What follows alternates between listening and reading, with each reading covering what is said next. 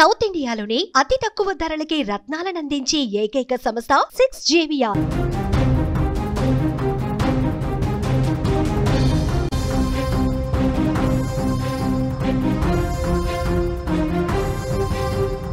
చైనాలో భారత ప్రధాని నరేంద్ర మోదీ, రష్యా అధ్యక్షుడు వ్లాదిమిర్ పుతిన్ కలయిక ప్రపంచం దృష్టి మరల్చిందని చెప్పాలి.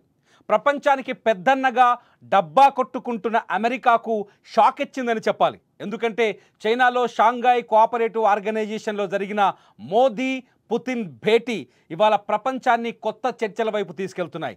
ప్రపంచ శాంతి కోసం కావచ్చు, ప్రపంచ ఆర్థిక వ్యవస్థ బలపడడం కోసం కావచ్చు, ప్రపంచం సుస్థిరంగా ఉండడం కోసం, సుసంపన్నంగా మారడం కోసం చైనాలో జరిగిన ఈ భేటీ, పుతిన్ నరేంద్ర మోదీ భేటీ ఉపయోగపడుతుందని ప్రపంచంలో ఉన్న నిపుణులు, మేధావులు మాట్లాడుతున్నారు. అమెరికా ఆంక్షల వలయంలో చిక్కుకుంది. అమెరికా ఆంక్షలతో ప్రపంచాన్ని భయపెట్టాలని చూస్తుంది. అమెరికా టారిఫ్లతో వ్యతిరేక దేశాన్ని, తన వ్యతిరేక దేశాలపైన టారిఫ్లతో బ్లాక్మెయిల్ చేస్తుంది. వ్యతిరేక దేశాలను బ్లాక్మెయిల్ చేసి ఆర్థికంగా పుంజుకోవాలని ఆశపడుతోంది. America games ఆడుతోంది. కొన్ని దేశాల మధ్య చిచ్చు పెట్టి, భారత్ పాకిస్తాన్ మధ్య చిచ్చులు పెట్టడం, లేకపోతే ఉక్రెయిన్ అడ్డం పెట్టుకొని రష్యాని బెదిరించడం, ఇటువంటి చిచ్చులతో అమెరికా స్వార్థాన్ని ప్రదర్శిస్తూ ఉంటే, భారత్ అట్లాగే రష్యా అధ్యక్షుల కలయిక ప్రపంచ శాంతిని కాంక్షిస్తున్నట్టు స్పష్టంగా అర్థమవుతోంది.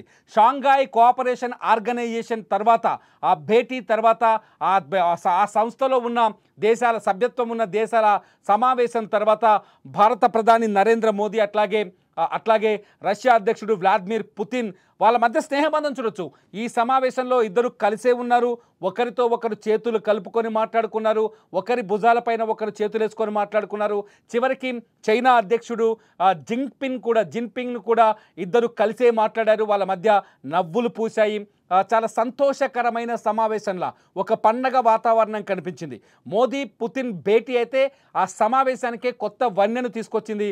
ఈ ఇద్దరి భేటీ అమెరికాని ఒక రకంగా భయపెట్టిందని కూడా ప్రపంచ వేదికలపైన చర్చ జరుగుతుంది. ఎందుకంటే ఎప్పుడైతే రష్యా భారత్కి సహాయం చేస్తుందనో, లేకపోతే భారత్ రష్యాతో ఆర్థిక వ్యవహారాల్ని నడిపిస్తుందనో, భారత్ రష్యాతో ఆర్థిక ఒప్పందాల్ని కావచ్చు, వ్యాపార సంబంధాల్ని కావచ్చు పెంచుకుంటుందనే కడుపు మంటతో అమెరికా భారత్ పైన అదనపు సుంకాలు విధించడంతోనే ఒక్కసారిగా ప్రపంచం దృష్టి మరలింది. ఎందుకంటే ప్రపంచంలో అత్యంత సుసంపన్నమైన ఆర్థిక వ్యవస్థగా ఉన్న, మొట్టమొదటి బలమైన ఆర్థిక వ్యవస్థగా ఉన్న అమెరికా ఎందుకు సుంకాలు విధిస్తోంది?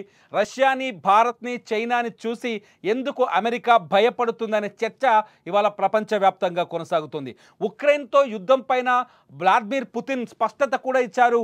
నాటోతో సంబంధాల్ని ఉక్రెయిన్ తెంచుకోగలిగితే, నాటోకు దూరం అవుతామని హామీ ఇవ్వగలిగితే యుద్ధం ఆగటం చాలా తథ్యమని మొదటి నుంచి పుతిన్ చెబుతూనే వస్తున్నారు. ఇవాళ షాంఘై కోఆపరేషన్ భేటీలో కూడా అదే చెబుతూ వస్తున్నారు. ఉక్రెయిన్కి రష్యాకి మధ్య శాంతి నెలకొనాలని, ఇరు దేశాలు మానవత్వంతో ఆలోచించాలని, మానవతావాదులంతా ఈ యుద్ధం ఆగాలని కోరుకుంటున్నారని భారత ప్రధాని నరేంద్ర మోదీ కూడా ఉక్రెయిన్ పైన భారత వైఖరిని చాలా స్పష్టం చేశారు. ఈ పరిణామాల నేపథ్యంలో America one side thinking, America ఏకపక్ష ఆలోచన, అమెరికా ఏకపక్ష నిర్ణయాలు, అమెరికా స్వార్థపూరిత నిర్ణయాలపైన కూడా షాంఘై కోఆపరేటివ్ ఆర్గనైజేషన్లో చర్చ జరిగినట్టుగా తెలుస్తుంది. ఎందుకంటే ఈ షాంఘై ఆర్గనైజేషన్ SCO సమావేశం తరువాత భారత ప్రధాని నరేంద్ర మోదీ, రష్యా అధ్యక్షుడు వ్లాదిమిర్ పుతిన్ ఒకే కారులో ప్రయాణించడం ఇందుకు నిదర్శనంగా కనిపిస్తుంది.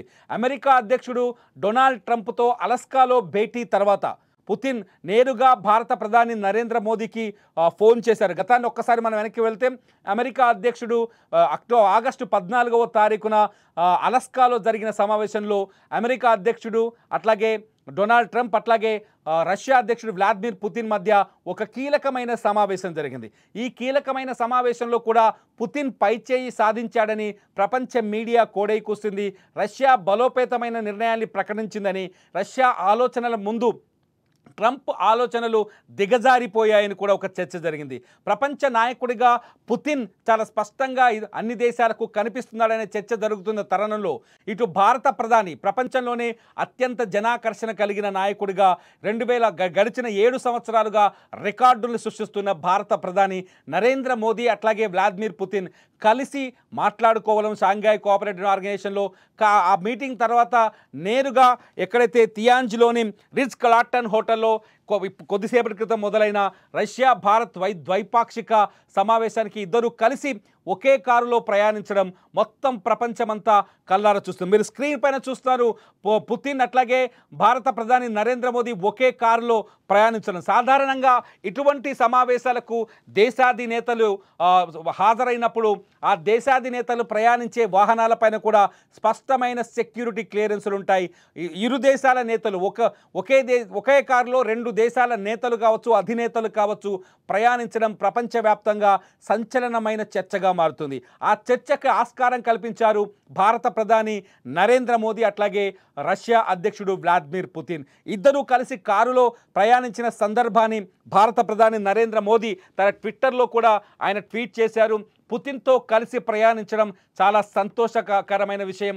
అంతేకాదు ఆ సమావేశం చాలా డీప్గా అంటే ఆ ప్రయాణంలో చాలా లోతైన చర్చ కూడా జరిగింది.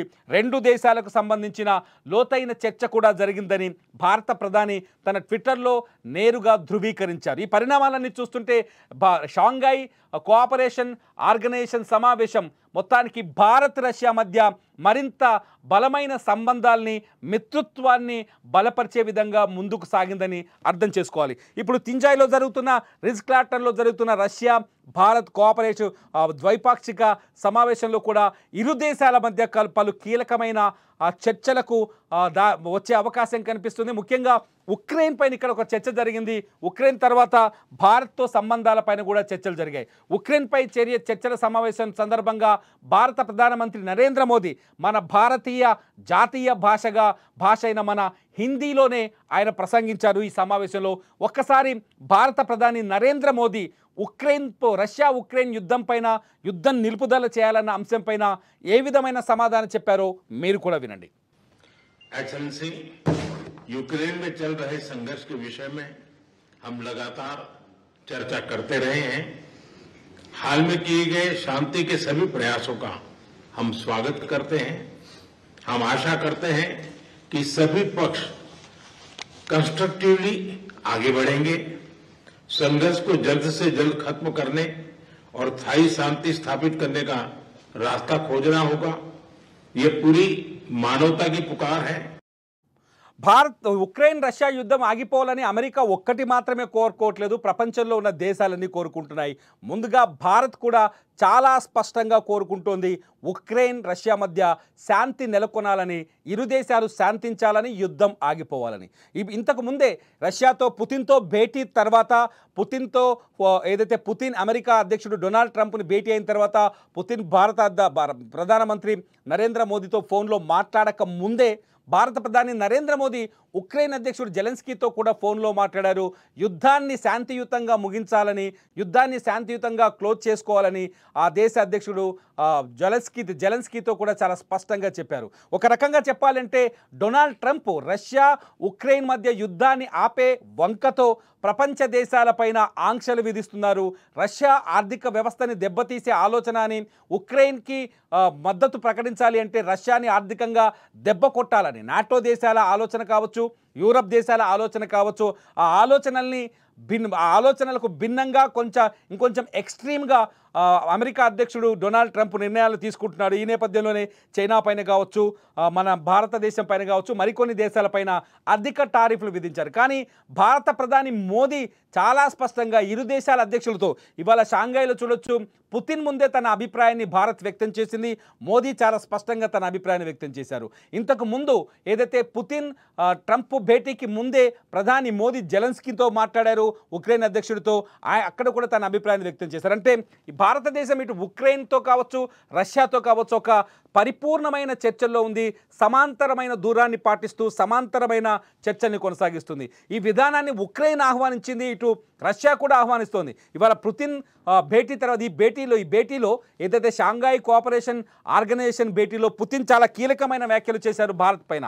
మోదీ ఆప్తమిత్రుడు అని చెప్పారు. భారత ప్రధాని మోదీ ఆప్తమిత్రుడు అంటే మోదీ రష్యా అభివృద్ధిని కానీ రష్యా మేలును కానీ చాలా స్పష్టంగా కోరుకుంటున్నాడని రష్యా నమ్మినట్టు అవుతుంది. రెండో పాయింట్ చెప్పాడు, ఒకే కారులో వచ్చి తన స్నేహాన్ని కూడా చాటి చెప్పాడు పుతిన్. అంటే మోదీ ప్రయాణించాల్సిన మేడ్ ఇన్ చైనా కారు, అది చైనా ప్రభుత్వం ఏర్పాటు చేసిన కారు. ఆ కారులో కూర్చొని మోదీ పట్ల ఆయనకున్న మా మిత్రత్వానికి సంబంధించి, భారతదేశ ప్రజల పట్ల ఆయనకున్న కన్సర్న్ సంబంధించి ఆయన అభిప్రాయాన్ని వ్యక్తం చేసినట్లయిపోయింది. ఇద్దరి మధ్య చర్చలు కూడా జరిగాయి, చాలా క్లోజ్గా కనిపించారు మనకు ఈ షాంఘాయ్ SCO సమావేశంలో. ఈ నేపథ్యంలో అంతేకాదు ఇవాళ ద్వైపాక్షిక చర్చల్లో కూడా రష్యాకి భారత్కి మధ్య మంచి కీలకమైన ఒప్పందాలు కుదిరే అవకాశం కనిపిస్తుంది.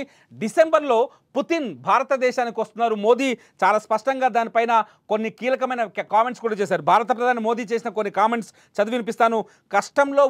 కష్టంలో కూడా రష్యా భారత్తో కలిసే ఉంది. భారత్కి చాలాసార్లు ఉగ్రవాదం నుంచి కష్టాలు వచ్చాయి, పాకిస్తాన్ నుంచి సమస్యలు వచ్చాయి. చరిత్రలోకి వెళ్తే ఒక్కసారి భారతదేశ చరిత్రలోకి వెళ్తే భారత్కి అన్ని రకాలుగా మొదటి నుంచి వెన్నుదన్నుగా ఉంది రష్యా. 1971లో బంగ్లాదేశ్తో యుద్ధంలో కావచ్చు, పాకిస్తాన్ ఆ తర్వాత జరిగిన చాలా అంతర్గత యుద్ధాల్లో కావచ్చు, లేకపోతే ద్వైపాక్షిక యుద్ధాల్లో కావచ్చు, లేకపోతే రకరకాల వాణిజ్య యుద్ధాల్లో కావచ్చు, రష్యా భారత్కు అనుకూలంగా ఉంది, భారత్కి మద్దతిస్తూ వస్తుంది. అందుకనే కష్టాల్లో ప్రతిసారి భారత్కి రష్యా అండగా ఉంటుందనే మాటని ఆయన ఉద్ఘాటించారు భారత ప్రధాని నరేంద్ర మోదీ. మన బంధం ప్రజలకే కాకుండా ప్రపంచ శాంతికి ప్రపంచ స్థిరత్వానికి అట్లాగే ప్రపంచ సంపన్నతకు కూడా కారణమవుతుంది అని చెప్పారు భారత ప్రధాని మోదీ. ఈ వ్యాఖ్య ఒక రకంగా అమెరికాను భయపెట్టినట్టే అని చెప్పాలి. ఎందుకంటే భారత్ రష్యా రెండు బలమైన ఆర్థిక వ్యవస్థలుగా ఎదుగుతున్న దేశాలు. భారత్ రష్యా రెండు శక్తివంతమైన దేశాలు. రష్యా అధ్యక్షుడు కావచ్చు, భారత ప్రధాని నరేంద్ర మోదీ కావచ్చు, ఇద్దరు శక్తివంతమైన లీడర్లుగా అవతరించిన సందర్భం.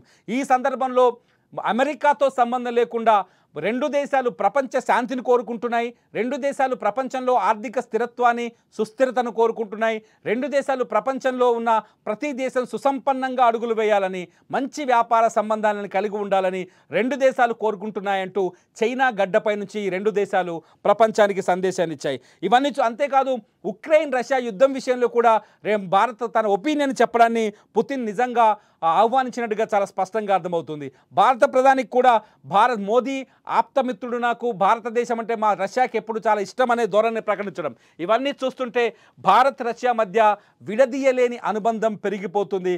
ఒకరికొకరు తోడుగా నిలబడుతున్నారని అర్థమవుతుంది. ఎప్పుడైతే అమెరికా టారిఫ్ను విధించి భారత్ని బ్లాక్మెయిల్ చేయాలనుకుంటుందో 50% టారిఫ్లతో, ఈ నేపథ్యంలో ఇవాళ షాంఘాయ్ కోఆపరేషన్ ఆర్గనైజేషన్లో పుతిన్ మోదీ కలుసుకోవడం, ఒకరికొకరు వ్యక్తిగతంగా దగ్గరగా ఉండడం, ఒకరిపై ఒకరు అనుకూలమైన వ్యాఖ్యలు చేసుకోవడం, ఇద్దరూ తమ సదాభిప్రాయాల్ని ప్రపంచం ముందు ప్రకటించడం, ఇవన్నీ చూస్తుంటే మరింత ఈ బంధం బలపడే అవకాశం కనిపిస్తుంది. దీంతోపాటు చైనా అధ్యక్షుడు జిన్పింగ్ కూడా వీళ్ళకు క్లోజ్గా ఉండడం, భారత ప్రధానికి అరుదైన గౌరవాన్ని కల్పించడం, భారత ప్రధాని చైనాలో అడుగు పెట్టినప్పుడు ఆయనకు రెడ్ కార్పెట్ స్వాగతం పలకడం, పుతిన్తో భేటీలో చాలా క్లోజ్గా కనిపించడం, ఈ పరిణామాలను చూస్తుంటే భవిష్యత్తులో ఒక అద్భుతమైన కూటమి ప్రపంచ వేదికపైకి రాబోతుందని, ఈ కూటమిలో భారత్, చైనా, రష్యా కీలక పాత్ర పోషించబోతున్నాయని, ఈ కూటమి ఖచ్చితంగా అమెరికా ఆలోచన విధానాన్ని ఖచ్చితంగా బెదిరించబోతున్నాయని, అమెరికా స్వార్థపూరిత ఆలోచనలకు అడ్డుగా మారబోతున్నాయని అర్థమవుతుంది. మీరేమనుకుంటున్నారు? ట్రంప్ నిర్ణయాల్ని, ఏకపక్ష నిర్ణయాల్ని చూసినప్పుడు మీకేమనిపిస్తుంది? ఇలా భారత్ ప్రధాని నరేంద్ర మోదీ అట్లాగే రష్యా అధ్యక్షుడు వ్లాదిమిర్ పుతిన్ కలిసి చేసిన వ్యాఖ్యలను చూస్తే మీకేమనిపిస్తుంది? ఎవరి గొంతులో ప్రపంచ శాంతి నినాదం స్పష్టంగా కనిపిస్తుంది? పుతిన్ ఏదైతే నోబెల్ శాంతి బహుమతి కావాలని కోరుకుంటున్న ట్రంప్ గొంతులో శాంతి కనిపిస్తుందా, లేదంటే ప్రపంచ శాంతిని గుండెల నుంచి గుండెలోంచి కోరుకుంటున్న నరేంద్ర మోదీ అట్లాగే పుతిన్ గొంతులో కనిపిస్తుందా? మీరేమనుకుంటున్నారో ఈ వీడియో కింద కామెంట్ చేయండి. చూస్తూనే ఉండండి లైవ్ అప్డేట్స్ కోసం సుమన్ టీవీ డిజిటల్ లైవ్, అట్లాగే సుమన్ టీవీ లైవ్.